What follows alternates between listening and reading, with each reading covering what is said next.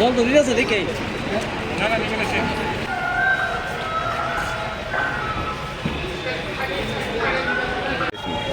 এখানে আমরা 10:50 একটা খবর পাইছি নেত্রকোনা আগুন লাগছে। এর সঙ্গে সঙ্গে আমরা 2টা ওয়াটার ট্যাঙ্কার এখানে প্রোভাইড করছি এবং এসিতে আগুন লাগছে। এসে থেকে এমন কোনো বড় ধরনের ক্ষয়ক্ষতি হয়নি, শুধু দোয়াটা ছড়াইছে বেশি। তাদের নাকি ফায়ার সিস্টেম কোনো আছে? হ্যাঁ, ফায়ার সিস্টেম আছে। তো নিয়ন্ত্রণে কীভাবে আছে?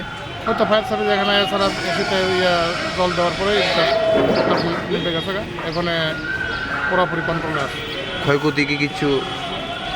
এমন বেশি ক্ষতি হয়নি, কিন্তু এটা জাজমেন্ট করা দেখা যাবে কত ক্ষতি হয়।